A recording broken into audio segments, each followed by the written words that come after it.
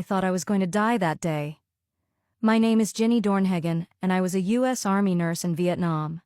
One of the most terrifying experiences of my life happened on January 6, 1971, when the Viet Cong detonated an Allied ammunition depot about a mile from the hospital where I worked. The blast was caused by the detonation of approximately 5,000 tons of ammunition. The thunderous sound came seconds before the shockwave blast hit, blowing out our doors and windows and knocking everything around. It sounded like the loudest sonic boom you can imagine going off right above you. The ongoing secondary explosions lasted into the early hours of the morning.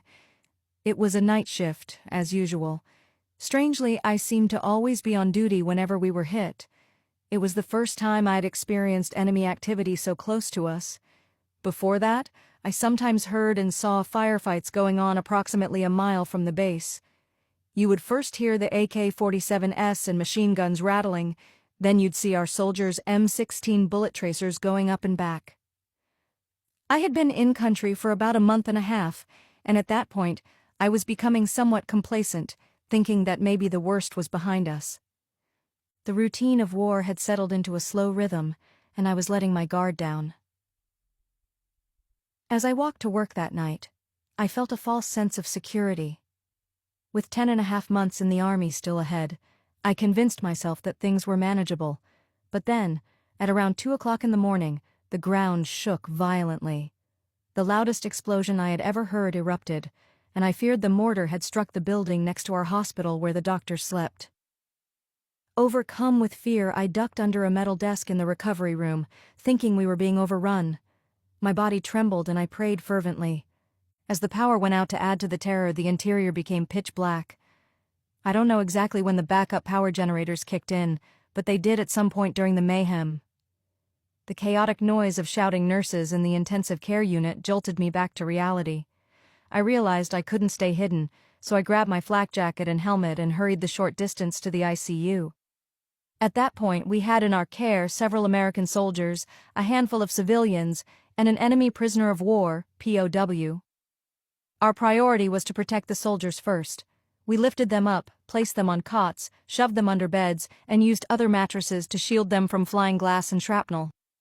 After tending to the soldiers, we attended to the 2 civilian women and then the Vietnamese men. Last in line was a POW who had tripped a landmine and was in a body cast.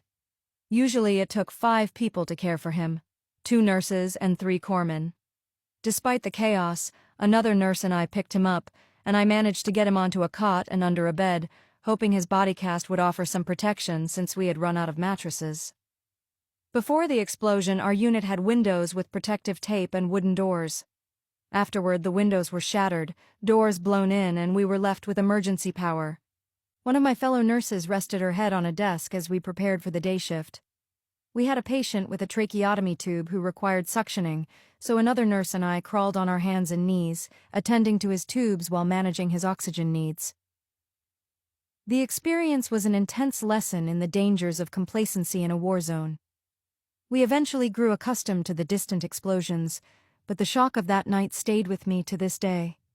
The sheer force of the blast was overwhelming, and it was a sobering reminder of the unpredictable and hazardous nature of war. Ginny Dornheggen. To learn more about our incredible nurses and brave women who served in combat, please check out the book and audiobook, Women in War, a gripping collection of the untold true stories of history's bravest women warriors, by David Usick, available on Amazon, Barnes & Nobles, and most major book sites.